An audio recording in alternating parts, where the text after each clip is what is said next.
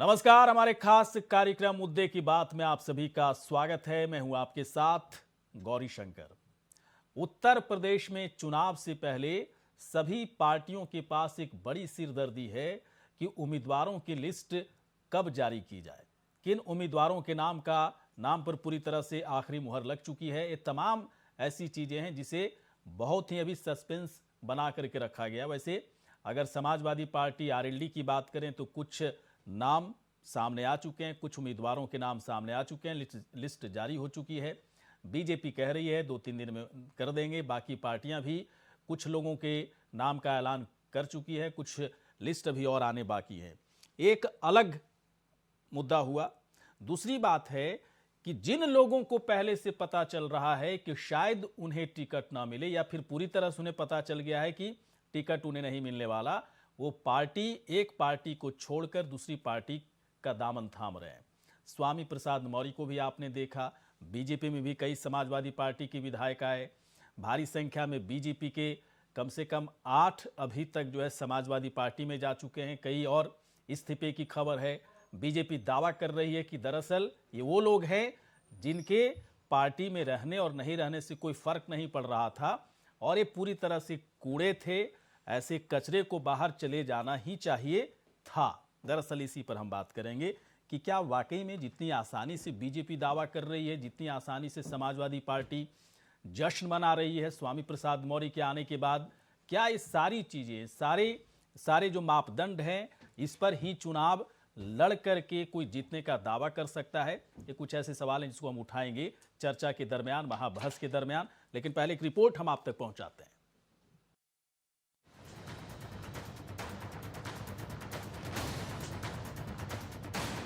UP चुनाव में टिकटों पर सस्पेंस।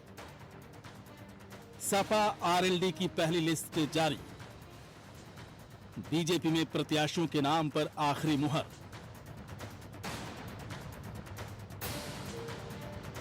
चुनावी घमासान से पहले महारथियों की तलाश जारी है। किसे मिलेगा टिकट और किसका पत्ता हो जाएगा साफ। बीजेपी की चुनाव समिति की बैठक में माना जा रहा है कि उम्मीदवारों पर आखिरी मुहर लग चुकी है, लेकिन ऐलान करने में देरी हो रही है। वहीं सपा आरएलडी की तरफ से पहली लिस्ट जारी कर दी गई है। दरअसल हर सीट पर दावेदारों की लंबी फहरिस्त है और यही वजह है कि सभी पार्टियों को नामों पर फाइनल करने में भारी उलझनों का सामना करना पड़ रहा है। सवाल भी उठ रहे हैं कि भारी संख्या में बीजेपी से विधायकों का इस्तीफा क्यों जारी है? क्या बीजेपी में कई विधायकों के टिकट काट दिए गए हैं? दावेदारों की लंबी फहरिस्त से पार्टियों में उलझन है। बीजेपी की कई विधायकों के टिकट कटेंगे, इस तरह की जानकारी आ रही है। जिन्हें पहले से पता वो पार्टी बदल रहे हैं। जिसे पहले साइकिल पसंद वो थाम रहे हैं कमल खिलाने वाले भी कई विधायक साइकिल पर सवार हो रहे हैं। वहीं उम्मीदवारों की लिस्ट आने पर अभी और बढ़ेगी चुनावी भगदड़। टिकट मिलने से पहले ही यूपी की चुनावी फिजा में बदलाव दिखने लगे हैं। स्वामी प्रसाद मौर्य आज सपा के हो गए। पहले बीजेपी मलाई खा रहे थे। जब लगा पूरे खानदान को टिकट नहीं मिलने वाला, सपा के साथ हो लिए। बीजेपी से कई और विधायकों ने समाजवाद की राह पकड़ लिए हैं। वहीं सपा में भी यही हाल है। सपा के कई विधायक कमल खिलाने बीजेपी में आ गए हैं। तो क्या माना जाए कि यूपी में पार्टियों की सिरदर्दी और भी बढ़ने वाली है? Bureau report, India voice.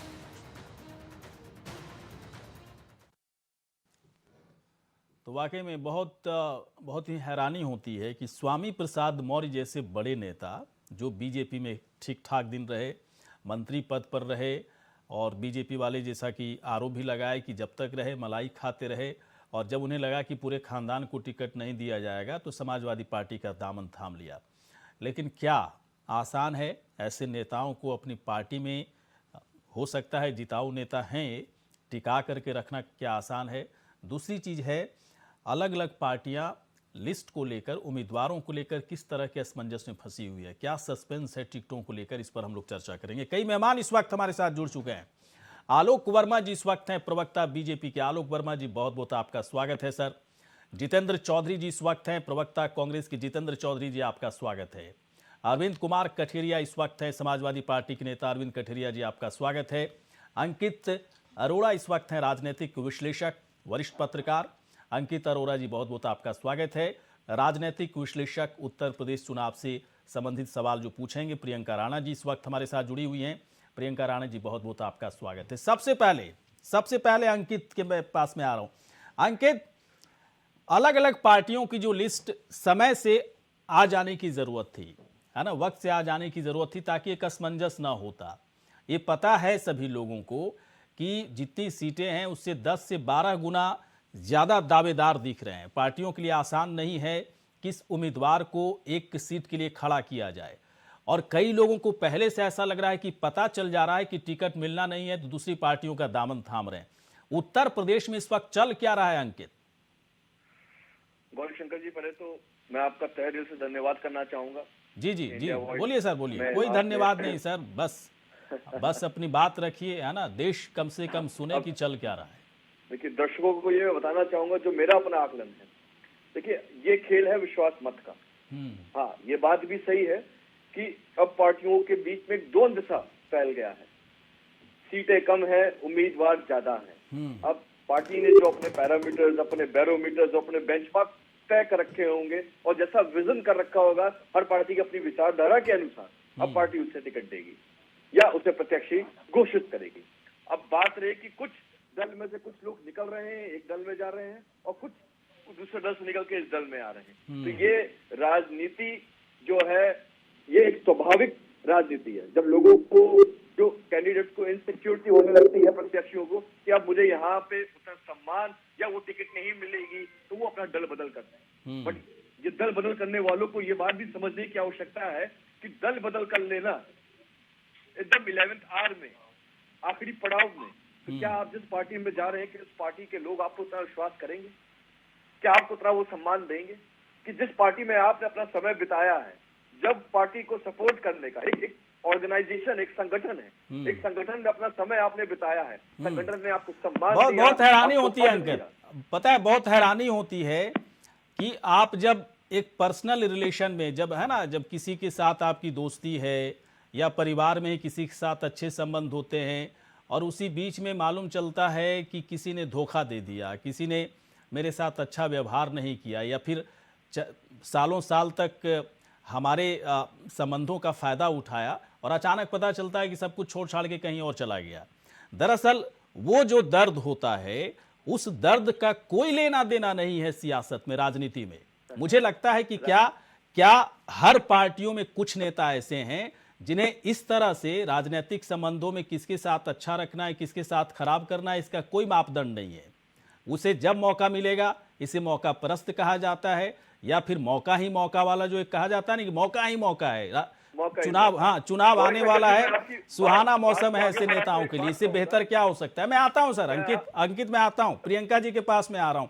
Priyanka, एक बात बताएं, राजनीतिक चरित्र का मापदंड क्या है इस वक्त?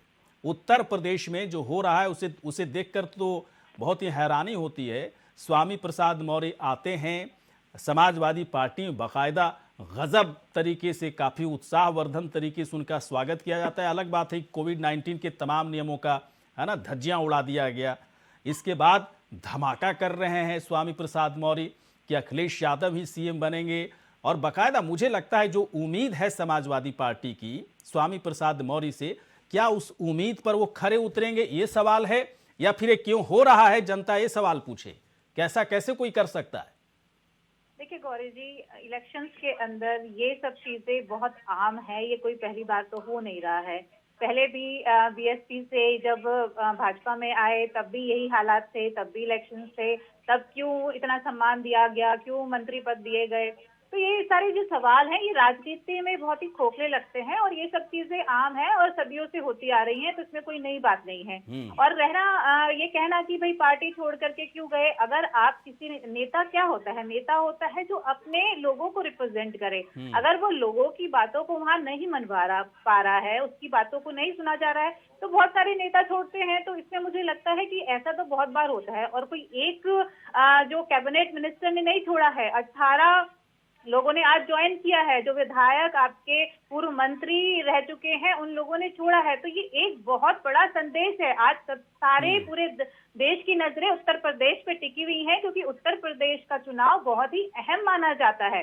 तो अगर इस तरह की चीजें हो रही हैं और ये जो इतनी खलबली मची हुई है, भगदड़ मची हुई है, ये एक बहुत बड़ा संदेश है, क्योंकि किसान आंदोलन से एक संदेश पहले भी जा चुका है।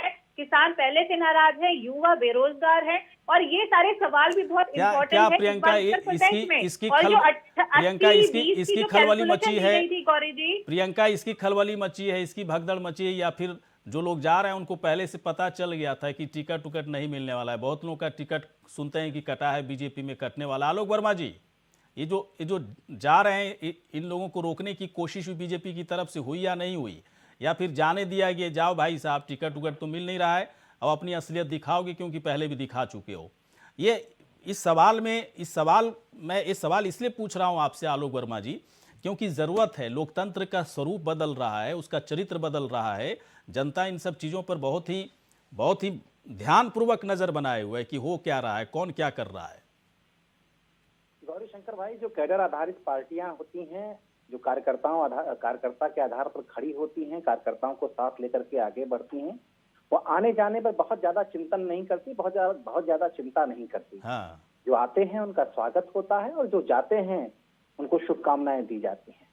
अब जो बहुत सारे लोग हमको छोड़ के गए, कहीं और गए, वो क्यों गए वो अच्छी तरीके से जानते हैं। पर्दे के पीछे क्या हुआ, कर्टन के पीछे किस तरीके की बात हुई, क्या उनका लेन देन हुआ, क्या वो देखना चाहते हैं, क्या समझना चाहते हैं, क्या जीतना चाहते हैं, क्या पाना चाहते हैं। लेकिन भारतीय जनता पार्टी में हम ये जानते हैं कि हम सेवा के लिए आते हैं। देश किस तरीके से आगे बढ़े, उत्तर प्रदेश किस तरीके से विकास की राहों पर जाए, किस तरीके से जो पुरानी दशा थी, जिस तरीके की गुंडेगर्दी। आलोक जी एक बात और बताएं, क्या यह ऐसा तो नहीं लग रहा है कि टिकट पर इस वक्त महामंथन चल रहा है, लगभग फाइनल हो भी चुका होगा? जहां तक मुझे पता है कि बीजेपी के अंदर सभी उम्मीदवार फाइनल हो चुके हैं, आधिकारिक ऐलान बस नहीं हुआ है। क्या पहले से लीक तो नहीं हो गया नामों की सूची, लिस्ट है ना, लीक तो नहीं होगी, इसलिए धड़ाधड़ है ना, कोई मंत्री कोई विधायक एकदम से इस्तीफा दे रहे हैं, समाजवादी पार्टी में जा रहे हैं, एकदम से अचानक ऐसा क्यों हो रहा है? इसका असर तो होगा ना। मैंने आपसे कहा कि भारतीय जनता पार्टी में सबसे पहले जो चीज मायने रखती है वो देश मायने रखता है। देश के बाद कोई चीज मायने रखती है तो पार्टी मायने रखती है, और पार्टी के बाद कोई मायने रखता है तो व्यक्ति मायने रखता है। देश के नजरिए से हम आगे बढ़ते हैं। बहुत बड़ी पार्टी है, केवल उत्तर प्रदेश में 3-3.5 करोड़ सदस्य हैं, तो हम इसकी चिंता नहीं करते कि कौन आ रहा है कौन जा रहा है।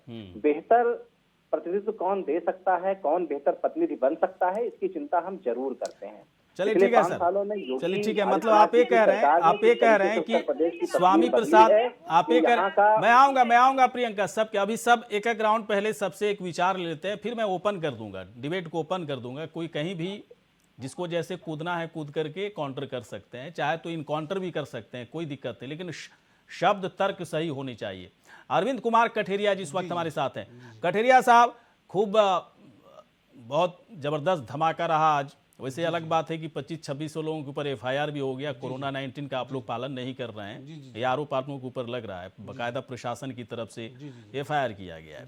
मैं कह रहा हूं कि स्वामी प्रसाद मौर्य को लाने से, या फिर आप लोग RLD और दोनों समाजवादी पार्टी मिलकर उम्मीदवारों की जो सूची जारी की गई है, क्या पूरी तरह से आप लोग चुनावी मोड में अब आ चुके हैं, और आने के बाद अधिक से अधिक वैसे लोगों की जरूरत है जो जिताऊ टाइप के हों, भले टिकाऊ ना हो, है ना, आए जीत करके हमारी पार्टी में रहें, भले टिकाऊ ना रहें, लेकिन कम से कम सीटों को बढ़ाने में उनका बड़ा रोल हो?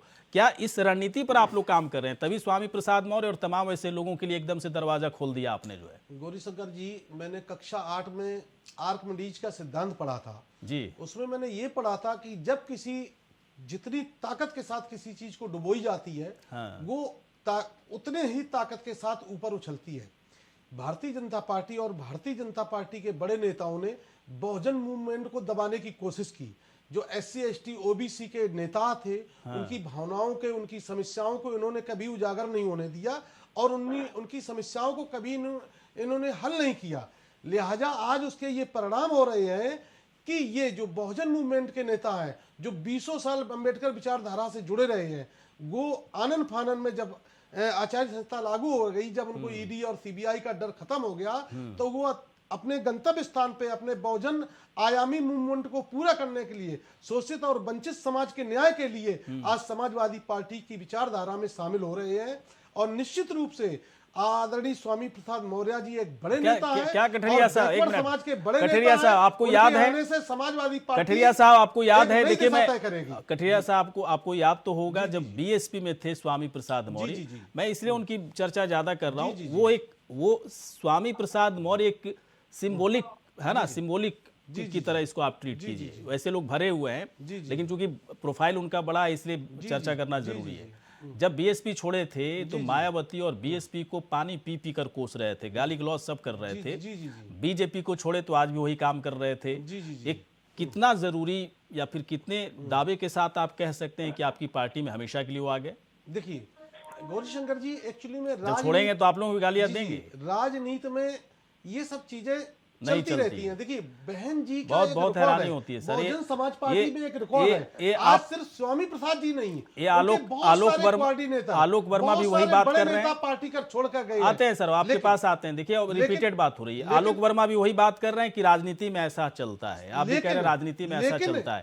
ये सारे नियम कानून जो है, नैतिकता के सारे पाठ जो है आप लोग पढ़ाते हो हम लोगों को, ये सिर्फ हम लोगों के ऊपर लागू होता है, आप लोगों के ऊपर लागू नहीं होता है।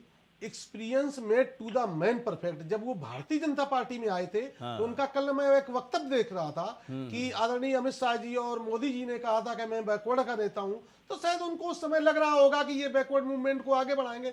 जब इन्होंने 2000 जो है 17 से और इस 22 के बीच में उनका जो अनुभव रहा वो बहुत कड़वा रहा। बहुत बढ़िया सर, बहुत बढ़िया। मुकेश वर्मा मतलब स्टेटमेंट था, बहुत बढ़िया सर। 400 बार इन्होंने दलित में सम्मेलन पहले एक भारतीय जनता पार्टी ने एक भी समस्या का समाधान नहीं किया। पहले वो दलित विचारधारा, शोषित और वंचितों की लड़ाई को, वही तो कह रहा हूं सर, वही तो कह रहा हूं। आखिरी वक्त तक कामयाब बनाने के लिए उन्होंने ये कदम लिया। पहले वो मैं दावा के साथ कह सकता हूं कि समाजवादी पार्टी में उनके आने से कद बढ़ेगा और आदरणीय कद बढ़ेगा आपका या नहीं बढ़ेगा सवाल नहीं, लेकिन ये सवाल तो है ना कि पहले वो दलित विचारधारा से प्रेरित थे, फिर वो बीजेपी की विचारधारा, हिंदुत्व की विचारधारा, राष्ट्रवाद की विचारधारा, विकासवाद की विचारधारा से प्रभावित हुए। और अब जो है आप लोग जो कह रहे हैं समाजवादी विचारधारा, मुझे समझ में नहीं आया। जितेंद्र चौधरी विचारधारा या अम्बेडकर विचारधारा, चलिए सर मैं आता हूँ थोड़ी देर के बाद मैं आता हूँ। जितेंद्र एक मिनट कठरिया सर, सुनिए बात तो सुनिए भाई साहब, विचारधारा के लोग, भाई साहब बात सुनिए, सब लोग सुन रहे हैं, आप भी सुनिए। जितेंद्र चौधरी इस वक्त हमारे साथ हैं, कांग्रेस के प्रवक्ता। जितेंद्र जी, सवाल देखिए, सवाल जब कांग्रेस पार्टी के बारे में जब भी उत्तर प्रदेश के संदर्भ में पूछा जाता है तो शुरुआत होती है रायबरेली से। रायबरेली से खिसकते खिसकते आप लोग पूर्वांचल तक पहुंचे प्रियंका गांधी के कंधे पर सवार होकर। प्रियंका गांधी अब गायब हो गई, राहुल गांधी कभी आए नहीं, सोनिया गांधी को मतलब नहीं है, परिवारवाद के अलग अलग जो आरोप लगते रहे वो भी लगते रहे, 7-8 सीटों में सिमटी हुई पार्टी है। तो क्या अपेक्षा है सर इस बार, जरा बताइए। लिस्ट वगैरह सब जारी कर दिए सर, और 40% महिलाओं को टिकट देने का वादा किया गया था प्रियंका गांधी की तरफ से, फॉलो हो रहा है या नहीं हो रहा है, बताइए सर। बिल्कुल बिल्कुल, अभी 125 सीटों पर हमने टिकट दिया है, जिसमें 50 महिला है, उनको टिकट दिया है, तो 40% पर फॉलो हो रहा है। नंबर एक बात जो आप कह रहे थे कि भाई रायबरेली से वहां से खिसकते प्रियंका गांधी जी के कंधों पे सवार होकर वहां तक पहुंच गए।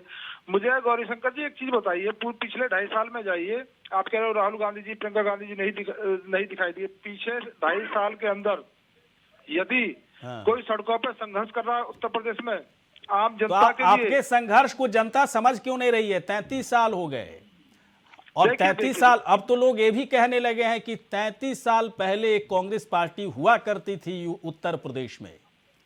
और वैसे तमाम लोग जो 25-26 साल के युवा हैं वो तो जानते भी नहीं कि कांग्रेस की कभी सरकार भी रही उत्तर प्रदेश में। जितेंद्र चौधरी हैं कांग्रेस के प्रवक्ता, लेकिन उनको तो पता ही नहीं है कि कांग्रेस भी वहां पर कभी थी। मुलायम सिंह यादव को जानते हैं, अखिलेश यादव को जानते हैं, योगी आदित्यनाथ को जानते हैं, मायावती को जानते हैं, लेकिन आपकी कांग्रेस, बताइए सर, बहुत दुख की बात है। सुन तो लीजिए, अब 2 मिनट का टाइम दीजिए मुझे। देखो उत्तर प्रदेश में जब से कांग्रेस नहीं है, ये बात सही है, 30 साल से वहाँ सत्ता में नहीं है कांग्रेस में, परंतु सपा बसपा बीजेपी इन तीनों ने मिलकर वहाँ क्या किया है? भ्रष्टाचार का अड्डा बना लिया पूरे यूपी को। क्या काम किया है? जब से कांग्रेस वहां से सत्ता से हटी है, मुझे बताइए कोई सरकारी स्कूल ऐसा बना हो जो इन्होंने बनाया हो जिसमें हम गरीब बच्चे वहां जाके पढ़ सकें कम फीस में? प्राइवेट स्कूल खुल रहे हैं, भरमार है। इन तीनों सरकारों ने क्या दिया है? प्राइवेट स्कूलों की भरमार दी है। दूसरा जो है चिकित्सा, बताइए जितने सरकारी हॉस्पिटल है कोई बता दीजिए तीनों बसपा सपा बीजेपी ने बनाया हो? क्या किया? कोई कार्य नहीं किया। जो काम हुए वो सिर्फ कांग्रेस के जमाने के काम किए हुए हैं। इन लोगों ने सिर्फ भ्रष्टाचार का अड्डा बनाया और सिर्फ सेवा के लिए नहीं आए ये लोग, ये प्रदेश को गड्ढे में डालने। चलिए सर, ओवर कॉन्फिडेंस अच्छा है। मैं नहीं कह रहा हूँ कि आप लोगों ने काम नहीं किया होगा। सुन लीजिए अब आएंगे ना, अब आएंगे काउंटर। अब होगा काउंटर होगा। आप जितना बोलना था बोल दिया। उत्तर प्रदेश में जिस तरह से आपने शिक्षित आ रहे हैं कटरिया सब आ रहे हैं। पहले रुकिए, पहले जनता उबाल मार रही है, जनता भरी हुई बैठी है आपको जवाब देने के लिए। अंकित से पहले प्रियंका के पास आते हैं। एक मिनट जितेंद्र चौधरी, थोड़ा सा रुकिए भाई साहब, रुकिए ना भाई साहब। कटरिया साहब जानवरों को रखा रही है जनता। कटरिया साहब मेरी बात भी मान लिया कीजिए। एक मिनट जितेंद्र चौधरी, एक मिनट रुकिए। अभी काउंटर सेशन हम लोग चलाने वाले हैं, तो बोलिएगा अपनी बात, लेकिन तर्क रहना चाहिए। तर्क नहीं रहेगा तो मैं चुप करा दूंगा फिर। नहीं, बिल्कुल हम तर्क के बिना तर्क के काउंटर सेशन में आप कोई भी जो है एंट्री ना करें। जो है प्रियंका के पास हम आ रहे हैं। प्रियंका, अलग अलग दावे हैं। अब अभी इस वक्त सभी पार्टियां उत्तर प्रदेश में फंसी हुई है कि किसे उम्मीदवार बनाएं, किसे ना बनाएं। एक सीट है, 15-15 दावेदार हैं।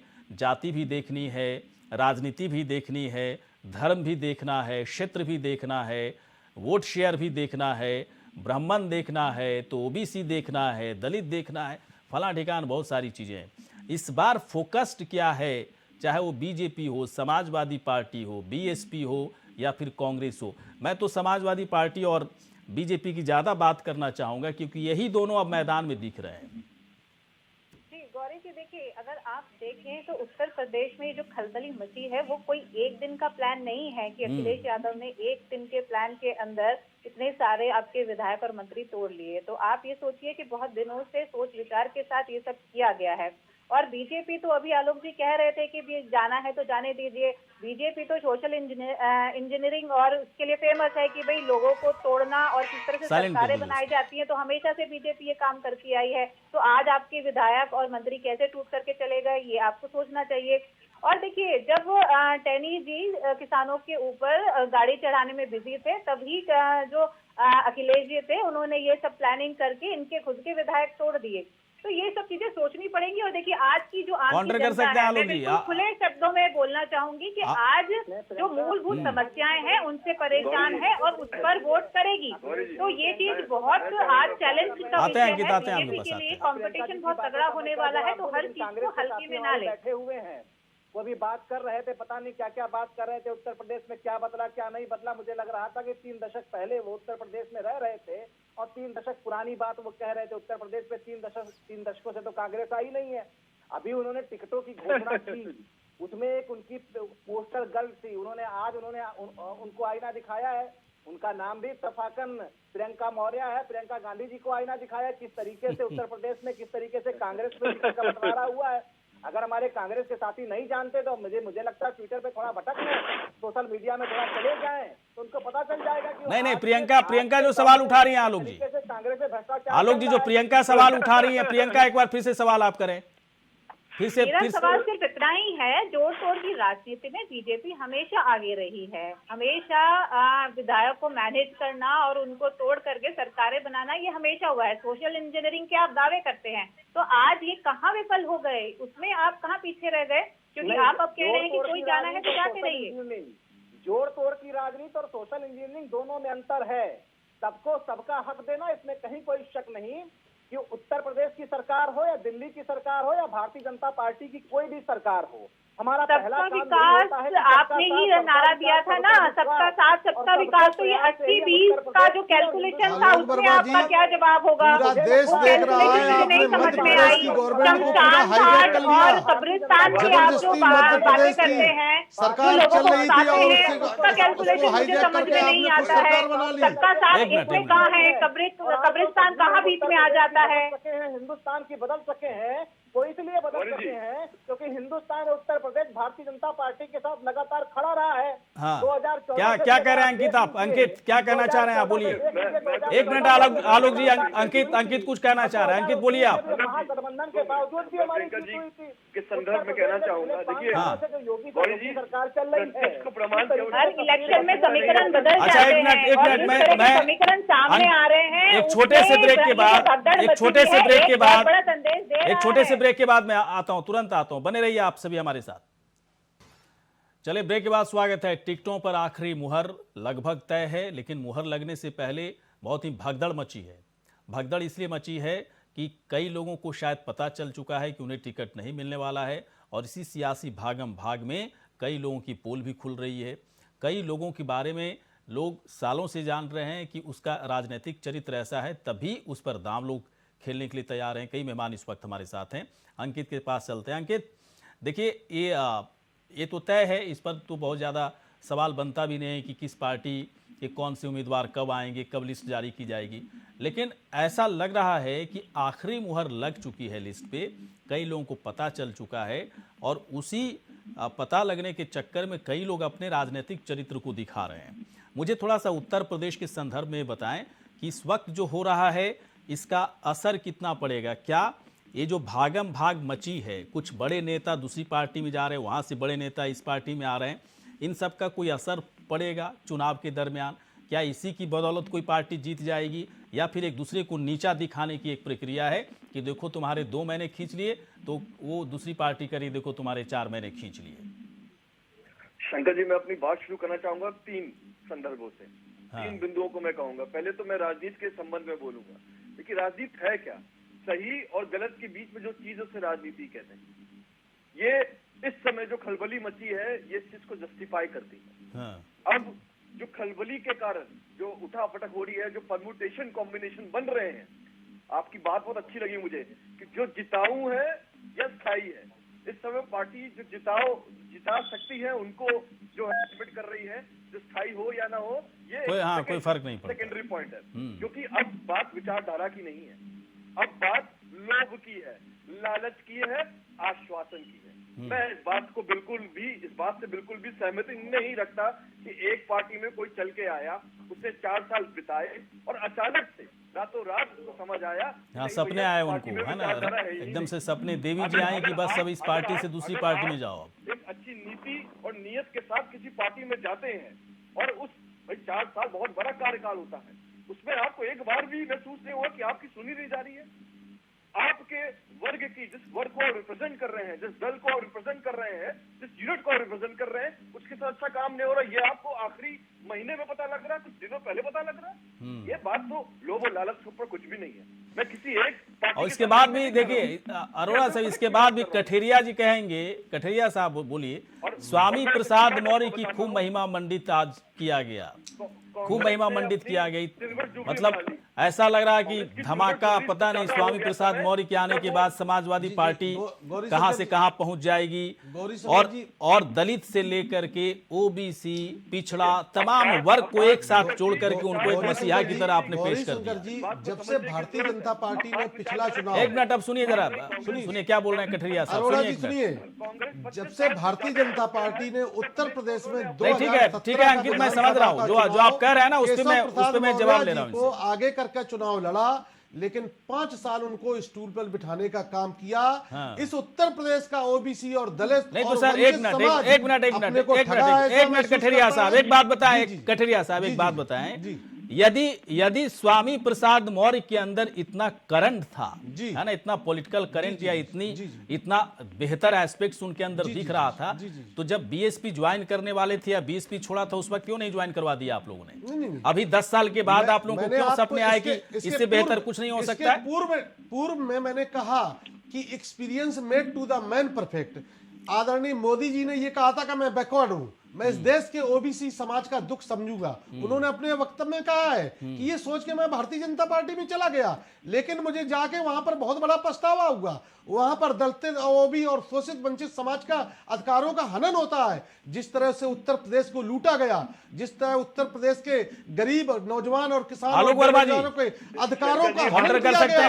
आज पूरा उत्तर प्रदेश में नौजवान उत्तेजित है वोट डालने के लिए। जो उनकी जो जैसे मुकेश वर्मा है और बहुत तमाम साथी विधायक हैं जो दलित समाज से हैं, ओबीसी समाज से हैं, जिनको बोलने नहीं दिया गया। आज वो लोग समाजवादी पार्टी में आके ये मापदंड जो, एक मिनट भाई साहब सुनिए, ये मापदंड उत्तर प्रदेश में समाजवादी सरकार बनाने ठीक है, मैं समझ गया। मतलब ये मापदंड तब दिखा ना आप लोगों के अंदर जब स्वामी प्रसाद मौर्य बीजेपी को छोड़ के आपकी पार्टी में आने के लिए तैयार थे। नहीं है, कई लोग हैं। मुझे चलिए ठीक है, एक सवाल बन रहा है आलोक जी से। आते हैं कटरिया साहब, एक सवाल आलोक जी से बन रहा है। आलोक जी एक बात बताएं, क्या इस बार बीजेपी के अंदर टिकटों को लेकर के जो मापदंड अपनाया गया है काफी टफ मापदंड है? आप लोगों का जो पैरामीटर है काफी टफ है, कई लोग उसमें नहीं आ पा रहे हैं, इसलिए कई लोग अपने आप को राजनीति से बाहर ना हो जाएं, इसलिए दूसरी तीसरी पार्टियों में जा रहे हैं। क्या है सर, जरा बताइए, बीजेपी का मापदंड क्या है? कुछ अलग तरह का है क्या इस बार उत्तर प्रदेश के चुनाव में?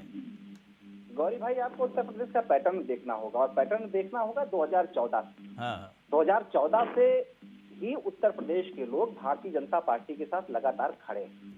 2014 में हमारी बुलंद जीत हुई, छोटी मोटी जीत नहीं थी, बुलंद जीत थी। चलिए 2014 खत्म कीजिए, 2014 के हम आगे बढ़े। 2017 में कांग्रेस और समाजवादी पार्टी का गठबंधन हुआ। हाँ। 403 सीटों में कुल मिला के दोनों पार्टियों को 54 सीटें हासिल जी। 1-2 साल और गुजरे, 2019 में फिर इलेक्शन हुआ, उस समय लोकसभा का इलेक्शन हुआ, महागठबंधन हुआ। बहुत सारे सियासी दल, जो बड़े बड़े सियासी दल थे उत्तर प्रदेश के, वो साथ आ गए।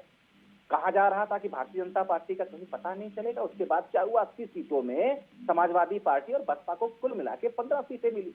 अभी हाल में पंचायत चुनाव हुआ, उसमें भी हमारी शानदार जीत हुई।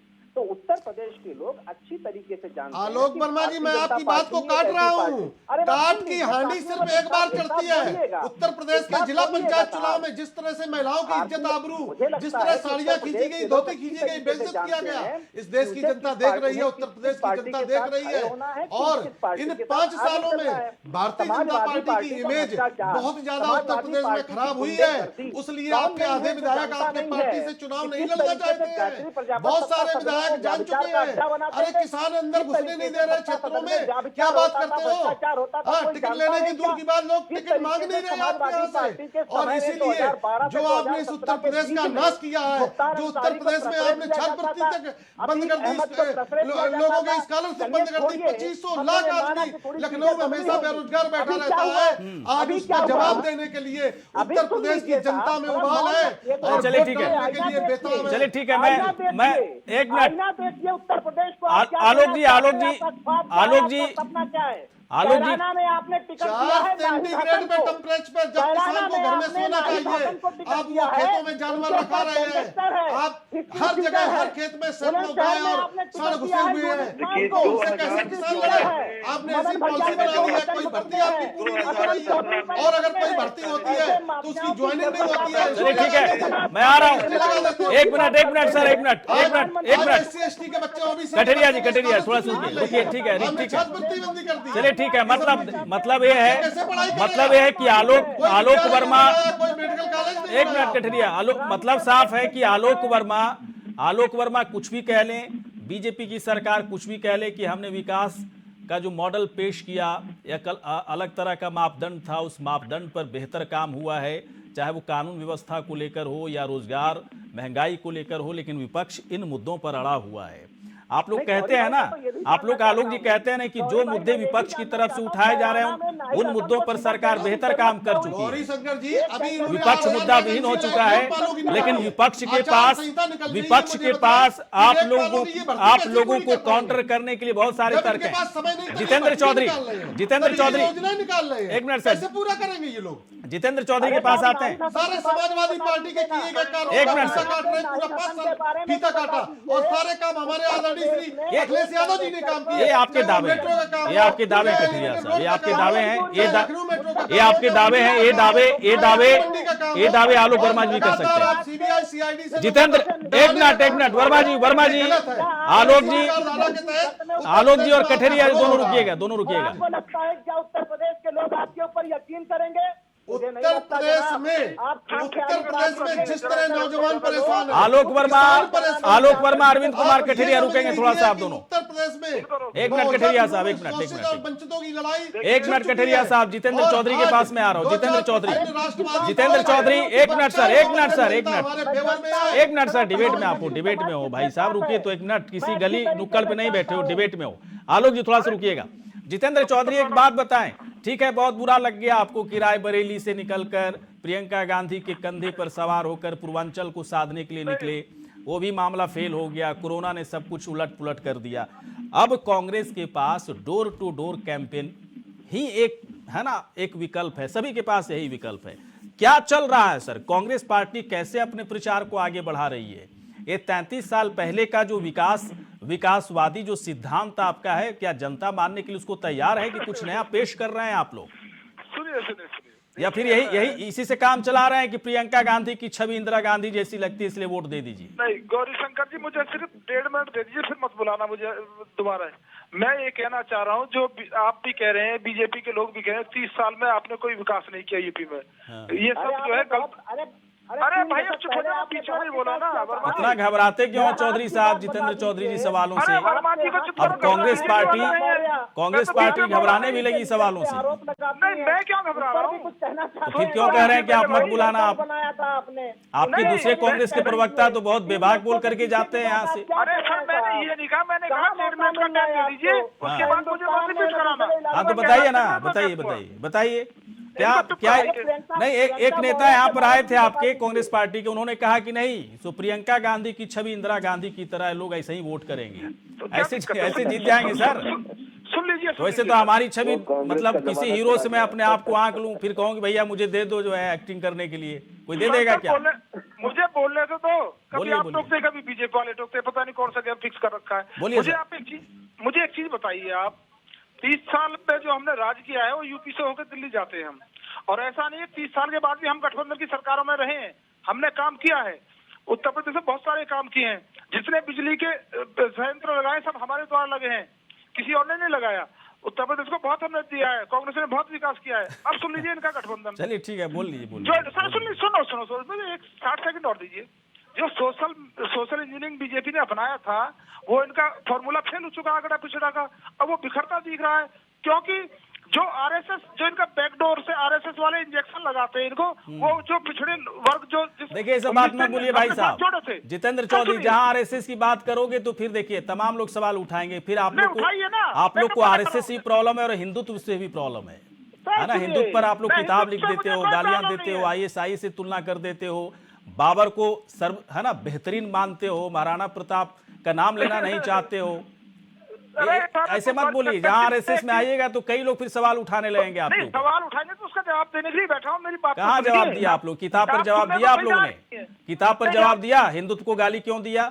बाबर ही बेहतरीन क्यों लगे आप लोगों को? जवाब दिया क्या? जवाब दिया आप लोग? नहीं दिया ना। किसी ने कोई हिंदू गाली नहीं। और आरोप लग गया कि आप लोगों ने गलत इतिहास पढ़ा दिया हम लोग। झूठ प्रचार मत करिए गौरीशंकर जी। मैं क्यों बोलूंगा सर, मैं पत्रकार आदमी हूँ, इधर से सुनता हूँ, उधर बोलता हूँ, फिर उधर सुन के आपको बोलता हूँ। प्रियंका जी के पास आते हैं। प्रियंका जी बताइए, एक बात बताइए प्रियंका। पूरी हो जाने दीजिए जी, मेरी बात पूरी हो जाने दीजिए, 60 सेकंड दे दीजिए। जी जी, मैं ये कह रहा हूँ, आप ही की जमात के लोग थे, जब दूसरी पार्टी के लोग बीजेपी मारे थे, बड़ा मास्टर स्ट्रोक बता रहे थे, भाई देखो चाणक्य नीति कितना अच्छा काम कर दिया। आज लोग दूसरी पार्टी में जाने हैं तो आप इस तरीके से पेश कर रहे हैं, अजी वो तो चले जाएंगे, उनके पास तो कुछ है ही नहीं, तो ये दोगलापन अच्छा नहीं लगता है। मुद्दे पे बात करिए। देखिए इनफ्लो और आउटफ्लो बहुत छटपटाहट हो रही है सर जितेंद्र चौधरी जी आपको। सर मेरे को छटपटाहट नहीं हो रही, मैं सच्चाई बोल रहा हूँ। शब्द जो है आपके लड़खड़ाने लगे। नहीं मेरा कोई शब्द लड़खड़ा नहीं रहा, मैं सही बात कर रहा हूँ। और कितना लड़खड़ाता है सर? नहीं ऐसा कुछ कोई बात नहीं, हंसिए सर।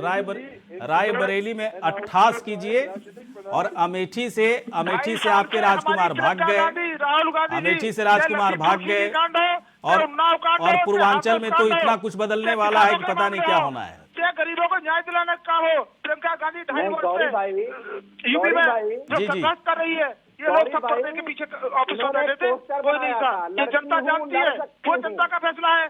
चलिए जितेंद्र चौधरी, मैं समझ गया सर, मैं समझ गया। कांग्रेस पार्टी जो है, कांग्रेस पार्टी ओवर कॉन्फिडेंस में जी रही है। मुझे तो बड़ी हैरानी होती है, 7 सीट जीतने वाली कांग्रेस पार्टी को समझ में क्यों नहीं आ रहा है कि उत्तर प्रदेश में कुछ अलग करना होगा।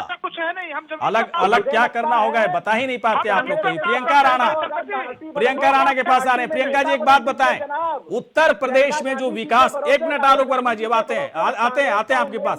उत्तर प्रदेश में आते हैं आलोक जी, उत्तर प्रदेश में जो विकास हुआ है ना, मैं किसी पर्टिकुलर पार्टी विशेष की बात नहीं कर रहा हूं, जो विकास हुआ, चाहे वो समाजवादी पार्टी के कार्यकाल में, बीएसपी के कार्यकाल में या फिर बीजेपी के कार्यकाल में, क्या नहीं लगता है ऐसा कि उत्तर प्रदेश पिछले 15-20 सालों में काफी बदला है? मैं किसी के योगदान की बात नहीं कर रहा हूं, बदला है तो उस हिसाब से उम्मीदवार भी अगर बदल रहे हैं अलग अलग पार्टियों के, तो क्या गलत है? राजनीतिक चरित्र भले और गिरता जा रहा है, लेकिन एक बात तो तय है ना प्रियंका, कि उत्तर प्रदेश की जनता को कुछ अलग चाहिए, कुछ अलग चाहिए। मतलब जब बेहतर हो रहा है तो और बेहतर चाहिए। देखिए गौरी जी, अगर आप आम आदमी की बात करेंगे तो उनको जो मूलभूत समस्या है उससे ही आप पूरा कर दीजिए तो शायद वो खुश हो जाए। क्योंकि आप देखिए किस तरह से 1 साल किसान यहाँ बॉर्डर्स पे बैठे रहे और उनकी अनदेखी हुई। उधर अजय मिश्रा टेनी जी के बेटे ने गाड़ी चढ़ा दी किसानों के ऊपर, उस पे उन्होंने, वो मान नहीं रहे थे। वो तो बाद में जब वीडियो वायरल हुआ तब जाके उनको, अभी तक भी वो मंत्रिमंडल में बीजेपी ने उनको रखा हुआ है। अभी बहुत बड़ी बड़ी बातें कर रहे थे कि इतने गुंडे आपने भर लिए हैं। तो 2012-2017 की बात भी क्यों नहीं करती प्रियंका? उसके बाद आप ही देखिए ना उन्नाव में क्या हुआ, कंपेयर कीजिए अगर थोड़ा सा 2012, 17, 22 सम्मान तो दिया, एक प्लेटफॉर्म तो दिया।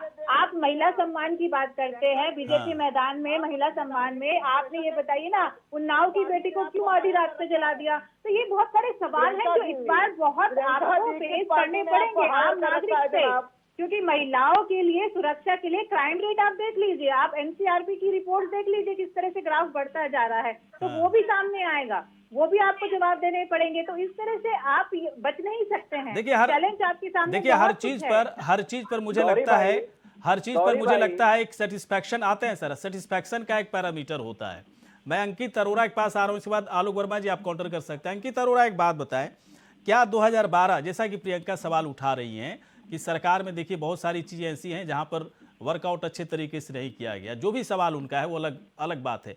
मैं आपसे पूछ रहा हूं 2012 से 2017, 2017 से 2022, इन दोनों को अगर कंपेयर किया जाए कानून व्यवस्था के लेवल पर, विकास के लेवल पर, रोजगार के लेवल पर, महंगाई के लेवल पर, तो क्या कहीं पर किसी लेवल पर आकर जनता वहां की सेटिस्फाइड नहीं नजर आ रही है? बताइए अंकित, 2022 तक आते आते क्या जनता, 22 तो आ गया ना, 22 में क्या जनता को बिल्कुल कोई सेटिस्फैक्शन नहीं है योगी सरकार से, या फिर कुछ बेहतरीन चीज हुआ है 4-5 सालों के दरमियान? अंकित बताएं। गौरी शंकर जी, मैं आपने अच्छा सवाल पूछा और मैं सवाल का जवाब ना बहुत ही फैक्ट्स के साथ, तत्वों के साथ आपके सामने रखूंगा। देखिए क्या है, देश एक परिवर्तन के दौर से गुजर रहा है। हाँ। ये हम फैक्ट्स की बात करेंगे, लोग यहाँ बैठ के क्या आकलन कर रहे हैं हम पैनलिस्ट, वो बात अलग है। हाँ। जवाब जो लाठी है वो जनता के हाथ में है, जनता सर्वोपरि है, इस बात को समझिए। 2014 से 2017, 2017 से 2019% जो है बहुमत, 2019 तब 2022, उसके बीच में जिला पंचायत चुनाव। जनता ने हमेशा, देखिए क्या है ना, देश एक परिवर्तन के दौर से गुजर रहा है और विकास के लिए होता है स्काई इज द लिमिट, इस बात को समझिए। इम्प्रोवाइजेशन, डिजिटाइजेशन, ये अब देश और जनता मानती है और जनता जागरूक हो चुकी है। वो जमाना चला गया जब आप कंबल बांटते थे और जो कुछ ऐसे लॉजिस्टिक बातें जो चुनाव से पहले जिससे आप इन्फ्लुएंस कर सकते हो, वो जमाना चला गया। बिल्कुल सही बात अब जनता जो है, जनता के हाथ में है दुनिया, ये मोबाइल जो टेक्नोलॉजी हाथ में आ गई है। आप देखिए, मैं उसकी बात बताऊंगा और एक अच्छे फैक्ट के साथ, आज देश में असंगठित क्षेत्र ज्यादा है संगठित क्षेत्र से कम। हाँ। आप मानते हैं? जल्दी सर, एक मिनट बस, एक मिनट पूरी बात कीजिए। जब एक पकोड़े वाला, एक चाय वाला के हाथ में और एक ग्रेवी वाले के हाथ में जब पेटीएम हम करते हैं और यूपीआई के माध्यम से ट्रांसफर करते हैं अमाउंट, तो मेरे दिल को तो बहुत ठंडक मिलती है। तब मुझे लगता है देश का विकास हो रहा है। ठीक है, और उसमें कोई बुराई नहीं। मतलब देश का विकास है, इसमें बीजेपी का कोई रोल नहीं है, ऐसा आप मानते हैं क्या? नहीं, देखिए रोल भारत सरकार का है। भारत सरकार बीजेपी से इस समय भाई जो पार्टी है मेजॉरिटी में वो भाजपा है, उसमें कोई डाउट नहीं हाँ, है। ठीक है। एक विचारधारा चली आ रही है और विचारधारा चलिए के ठीक है। एक बात अच्छी लगी अंकित आपकी कि चल गया। देखिए परिवर्तन के दौर से हम लोग गुजर रहे हैं। ये अलग बात है कि बीजेपी को एक बेहतर मौका मिला। मैं आपके पास आ रहा हूं आलोक जी। आलोक जी एक बात बताएं, बिल्कुल काउंटर कर सकते हैं आप आलोक जी को, लेकिन बोलने दीजिएगा, एक दो लाइन बोलेंगे तब तो काउंटर कीजिएगा। आलोक जी एक बात बताएं, इसके बावजूद एक बात को लेकर बड़ी हैरानी होती है कि जब आप लोग रोजगार पर बात करते हो, जब महंगाई पर बात करते हो, या फिर किसानों के मुद्दे से संबंधित जब बात करते हो, या फिर जहां पर विपक्ष की तरफ से आरोप लगाए जा रहे हैं, ये लोग सुनने के लिए क्यों नहीं तैयार है? जबकि आप लोग आंकड़े पेश करते हो, बाकायदा पेपर सामने रखते हो, बाकायदा प्रूफ देते हो, तब भी ये लोग तैयार नहीं होते हैं मानने के लिए। क्या कुछ गड़बड़ झाला है क्या आलोक जी इसमें? फैक्ट्स आपके गलत हैं क्या? हम लोग भी तो गूगल पे ढूंढते हैं तो वही फैक्ट मिलता है जो आप लोग कहते हैं। समाजवादी पार्टी वाला कुछ और ही फैक्ट्स बताने लगते हैं। किसके फैक्ट्स को सही माने, जरा बताइए ना आलोक जी। गौरी भाई वहाँ दिक्कत नहीं है। समाजवादी पार्टी के प्रवक्ता जब आते हैं तो एक खास चश्मा चढ़ा के आते हैं। कांग्रेस के जो साथी आते हैं कुछ और पढ़ते ही नहीं, उनको एक खास चश्मा चढ़ा दिया गया है। दिक्कत तब होती है जब प्रियंका जी जैसी जिनके सामने लिखा है राजनीतिक वो जब इस तरीके की बातें करती है। उन्होंने लखीमपुर खीरी की बात अभी की। अरे सुन लीजिए साहब, आपको सुन रहा था ना, सुन लीजिए। अभी ऐसा कुछ बोला नहीं कि आपको बड़ी बेकरारी हो गई। अभी तो कुछ मैंने नहीं बोला ना ऐसा। अरे आप सुन लीजिए साहब, अभी तो कुछ कहा ही नहीं मैंने। अरे सुन तो लीजिए जवाब क्या देंगे? अरे जब सुनेंगे नहीं तो जवाब क्या देंगे आप बताइए मुझे। रोजगार का वादा किया था ना आपने। अरे पहले सुन तो लीजिए साहब, उस पर भी हम बात कर रहे हैं साहब। एक ही लोगों को रोजगार नहीं दे पाए। अरे आइए ना। एक मिनट चौधरी जी सुन लीजिए, थोड़ा सुन लीजिए, सुनिए तो आप ही लोग आंकड़े मांगते हो, और जब आंकड़े दे रहे हैं तो आप लोग सुनने के लिए तैयार नहीं हो। प्रियंका जी की बात मैं सुन रहा था। लखीमपुर खीरी का जिक्र उन्होंने किया, इसमें कोई शक नहीं कि वो आप काउंटर कर सकती हैं प्रियंका, अगर आपको लेकिन उत्तर के खिलाफ बात लगे। क्या अभी तक आपने टेनी जी को सस्पेंड किया, मंत्रालय से निकाला? प्रियंका गांधी अभी भी आपने एक मिनट प्रियंका के सवाल पे सवाल उठा रहे। एक मिनट कटरिया साहब, 32 लोगों को किस तरीके से ढूंढ डाला गया था। रामवृक्ष यादव किसका आदमी था, किसका नाम उस समय आया था? क्या सही परिवार से वो ताल्लुक नहीं रखते थे? उस समय लोगों ने इस्तीफा दिया था। सपा ज्वाइन कर ली, लेकिन दूसरी तरफ योगी भी खिचड़ी खा रहे थे। उनके सवाल पे रिप्लाई कर रहे हैं, आपका बनता नहीं। क्या कॉम्बिनेशन है ये? क्या मैसेज देना चाह रहे थे आप लोग? जब आपको फर्क ही नहीं पड़ता कौन जा रहा है तो आज ही के दिन कैसे पिछड़े वर्ग के घर में आप खिचड़ी खाने पहुंच गए? लेकिन मैं ये जरूर कह रहा हूँ कि भारतीय जनता पार्टी की सरकार में अगर कोई वाकया हुआ जो नहीं होना चाहिए था तो उसके पीछे जो लोग रहे होंगे, सत्तारूढ़ी पार्टी में इतनी भगदड़ मच रही है, उसके बाद भी आप लोगों को समझ में नहीं आ रहा है तो मुझे लगता है कि आप लोगों ने अब देखना सुनना बंद कर दिया है। आप लोगों को बहुत सवाल अभी झेलने पड़ेंगे लोगों से, क्योंकि मैं लोगों के बीच में रहती हूँ। बेरोजगारी एक बहुत बड़ा मुद्दा है। पिछले 5 सालों में एक भी सरकारी नौकरी के एग्जाम आप नहीं दिला पाए सक्सेसफुली, लेकिन सब एग्जाम के जो पेपर है वो लीक हो गए। आप मुझे बताइए ना सरकारी नौकरी मिली